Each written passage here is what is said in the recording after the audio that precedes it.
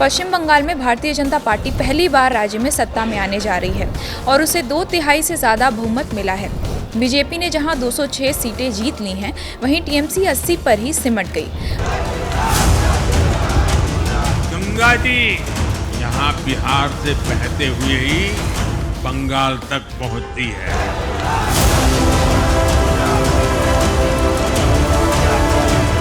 दीदी tata good bye. मुख्यमंत्री ममता बनर्जी खुद अपनी भवानीपुर सीट से बीजेपी नेता शुभेंदु अधिकारी से 15,000 से अधिक वोटों से हार गईं। मतगणना के दौरान ही उन्होंने बीजेपी पर वोट लूट का आरोप लगाया और कहा कि ये जीत अनैतिक है। उन्होंने चुनाव आयोग और केंद्र सरकार पर भी गंभीर सवाल उठाए। लेकिन 15 साल तक लगातार सत्ता में रहने के बाद तृणमूल कांग्रेस की इस हार की वजह क्या रही, इसे लेकर अब काफ़ी चर्चा हो रही है। अब तक सामने आए नतीजों और रुझानों के आधार पर हम इस हार के पीछे की 5 बड़े कारण बताने जा रहे हैं। आइए जानते हैं कि वो 5 कारण क्या हैं। नमस्कार, मैं हूं शिवानी दीक्षित और आप देख रहे हैं न्यूज़ 18 का डिजिटल प्लेटफॉर्म। टीएमसी की हार का पहला कारण महिला सुरक्षा को माना जा रहा है। लंबे समय से महिला मतदाता तृणमूल कांग्रेस का मजबूत आधार रही थीं। लक्ष्मीर भंडार, कन्याश्री और सबूज साथी जैसी योजनाओं ने महिलाओं के बीच सरकार को लोकप्रिय बनाया था, लेकिन इस बार महिला सुरक्षा के मुद्दों पर नाराजगी साफ दिखाई दे रही थी।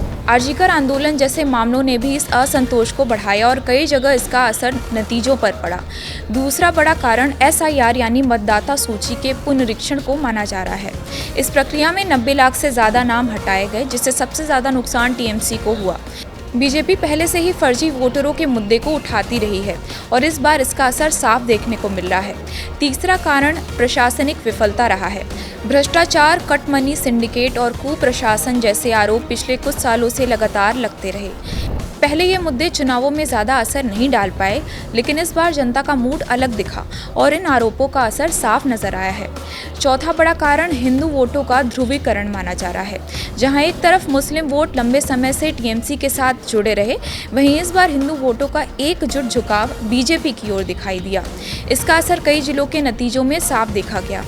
पांचवा और आखिरी कारण केंद्रीय बलों की भारी तैनाती को माना जा रहा है।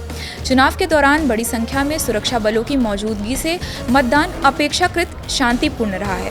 कई विश्लेषकों का मानना है कि इससे मतदाता बिना किसी दबाव के वोट कर पा रहे थे, जिसका असर नतीजों पर भी पड़ा है। कुल मिलाकर इस चुनाव ने साफ कर दिया है कि बंगाल की राजनीति अब एक बड़े बदलाव के दौर से गुजर रही है और आने वाले समय में इसका असर और भी गहराई से देखने को मिल सकता है।